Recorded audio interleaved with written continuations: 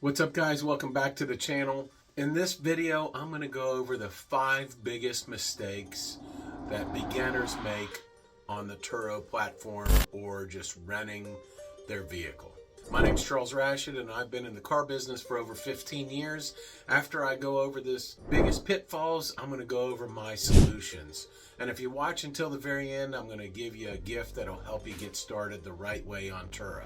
So first, the first biggest mistake that people make on Turo is listing a vehicle that they love. It is a rental business, and if you rent something on Turo, if it's gonna be when is there gonna be some damage? When is somebody gonna smoke pot or smoke cigarettes in your car, burn the seat, curb the rims, dent the side? There's all kinds of things that can happen, and I guarantee you that one of them will.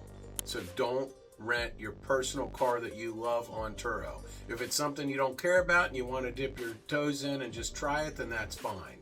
The second thing that most beginners make the mistake of when getting on Turo is buying a really expensive car and putting it on Turo. I can tell you in most cities this is not going to work financially. If you buy like an exotic car, if you're not in a city that'll command the rent daily or the volume, then it's just not worth it. You're going to have a large payment on that vehicle, and with the depreciation and the abuse of the vehicle, it is a depreciating asset. I do not recommend exotics or even for that matter a higher dollar vehicle.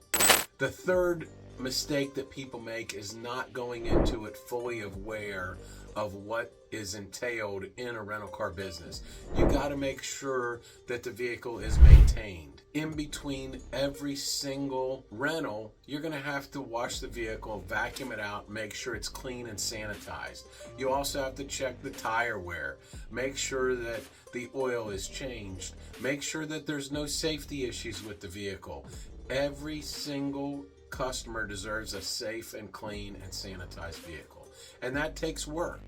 The fourth mistake the beginners make on Turo is not reinvesting the profit. This has got to be treated like a business, and if you do that from day one, I can assure you that you will be profitable and you will be successful, but you got to treat it as a business.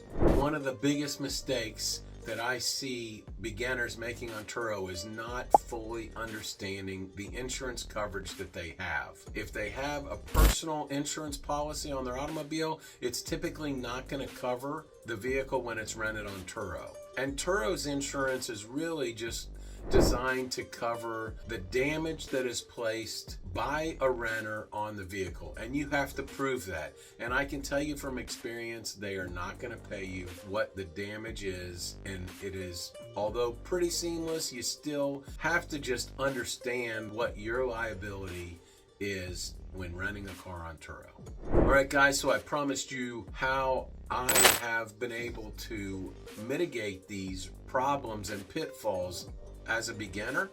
So as I said earlier, I've been in the car business for 15 years. So I'm pretty familiar with making repairs on vehicles. I have the connections and the relationships with the shop. What I recommend is if you're going to go into Turo full time, make sure that you have this relationship with a local shop that can get you in and out fast and is reasonably priced. A lot of times you can negotiate a discount because you're going to give them a lot of business. As far as renting your vehicle, your personal vehicle on Turo, the only way I really recommend that is, one, if you don't give a crap about your car, knowing that it will probably be damaged, smoked in, and trashed. If you want to just dip your toe in, you got a beater already that meets the Turo qualifications, 14 years or newer, and less than 130,000 miles, then I think that's okay. Just go in, eyes wide open, understanding what could possibly happen to your vehicle. The second thing, do not rent something that you love. I went in when I started and I got my rental license. I bought cars that I don't drive. I bought them specifically as an asset for the business to generate a profit.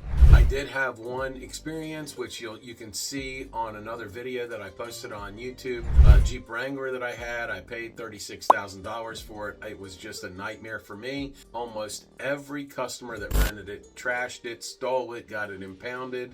So I sold that and bought 3 cheaper $10,000 cars. But either way, even though it was an expensive car, I knew it was just an asset for the business, so it didn't personally bother me that it got trashed. It was just like, okay, this happens, let's fix it and move on. I ended up selling it, and after depreciation, I still made a profit on that vehicle, but it was a pain. The cheaper cars are much, much better in my opinion. So what vehicles do I use? I've been concentrating on $10,000 and less vehicles. I just bought a Volkswagen that I paid $2,500 for. I knew going in that it had a couple of issues. I have to put a new turbo on it and do some other maintenance issues. So I'm going to have about $4,500 in it, but it's only got 90-some thousand miles. It's a 16 model, so I'm really excited about this vehicle. I think it's going to make triple my initial investment in the first year of renting that vehicle on Turo. One of the other things that I do to keep track of my maintenance is I have a program that tracks all the scheduled maintenance on my vehicle. It's called Rent-Centric. And this app really helps me maintain and manage my maintenance schedules. And on top of that, between every vehicle rental, I or one of my employees takes it through the car wash. I have a fleet pass where I can just wash and vacuum and wipe the vehicle down, so it's super easy. Takes less than 30 minutes. Run the vehicle through the wash, we vacuum it, we wipe it down, and then we drive it on the interstate and around town for about 5 to 10 miles just to make sure there's no safety issues. You know, if it's pulling to the side when you brake, or if there's a vibration at 65 miles an hour, we want to make sure that that's fixed before we rent to another customer. And then we just do a visual walk around, making sure that there's no gashes on the tires, making sure nothing's hanging down from underneath the vehicle, making sure there's no major dents or any terrible smells inside the vehicle, and it's clean and ready for the next customer. So the takeaway for beginners on Turo is just understand what you're getting into. Treat it as a business. Make sure that you are not in love with the vehicle. Understand that you're going to have maintenance issues and also expenses related to that. Understand that it is going to take some time invested into this business. It's not just get into it and then forget it. It does take time. It is work. I'm of the opinion that you hire somebody to do that. You could find another Turo host that maybe if you give them 20%, they'll manage it for you, or pay somebody on a commission basis to do the cleaning and the maintenance and the delivery and that kind of thing. So I promised you if you watch till the end that I would give you a gift. And what I want to give you is any questions that you have about Turo, whether it's what type of insurance to use, or what type of vehicle to use, or can I put this type of vehicle on, or what about this, whatever it is regarding to the rental business on Turo, put your question in the comments below and I will do a detailed video on your specific question.